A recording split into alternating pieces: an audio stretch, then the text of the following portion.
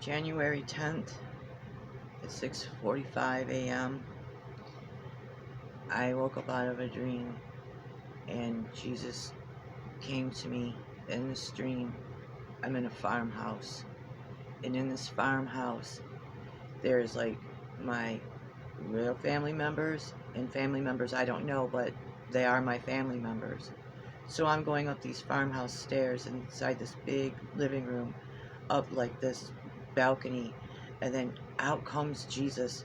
And I knew he left his groom chamber, and he's like in a really good mood. He's happy, and he like looked at me, because you speak with the mind, and he's like in his mind saying to me that he's almost ready, and he's real happy for his bride soon. So he goes flying down the stairs. So I go down the stairs with him, and he goes in the living room, and he said like this. He goes, "The tribulation has started. It has begun."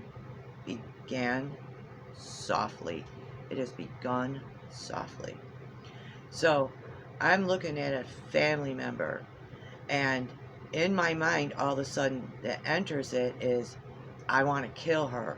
And then all of a sudden, with my mouth, I'm wording my mouth like this. And Jesus said, thinking it, even mouthing it, in these days will end you in the lake of fire.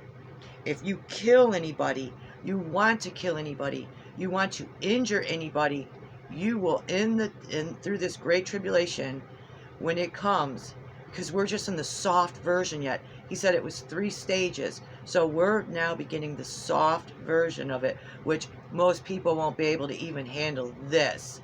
So you are not to kill anyone. You're not to hate anyone. He says it's 3 parts. The soft one that we're in, and then it gets to the second one, which is real hard, and then the last one, he said, is the mark of the beast. That's when everything gets pulled back, and those people that didn't receive the mark of the beast, they're going to go through really bad times. But we're going through bad times right now, and it's going to get so bad, he said. So I go and I'm looking out the window, and he's telling everyone, basically, do not do anything bad. Love one another. There will be family members that will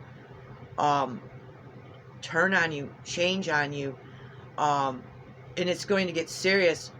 But I have been so messed up about this, to hear about that the tribulation has began, that it took me 2 days of his counseling and trying to soothe me. I couldn't stop shaking. I just wanted to throw up. So basically, when I was looking out that window, the sky was really gray, and what was coming at us, no one has a clue what's going to happen. So people spreading the gospel, saying that there's nothing but good news, good news.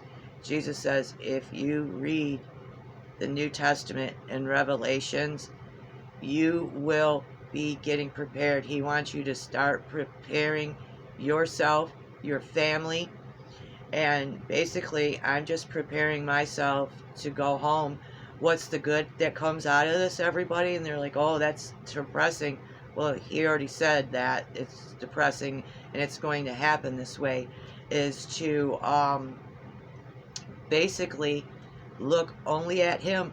Because when I looked away from that window in the center of the room, he was all lit up, real happy, smiling, even though he was giving us warnings. And then before I got pulled out of the dream, he yelled so loud, "Don't even cut off a person's ear!" I was like, oh my God. And I woke up out of that. And I'm going to tell you what, people who pray in this pretty gospel, listen to what Jesus said about it, and how to sin. And sinning is bad, it's evil. You sin, you will be thrown in the lake of fire. If you kill anybody, even think it, you are to turn to him. And he says the Lord's Prayer. He told everyone how to pray the Lord's Prayer. That prayer will protect you. So I don't know what to say. For like 3 days, all I felt like I was shaking and throwing up, and I physically could not function. So I'm just letting you know this, okay?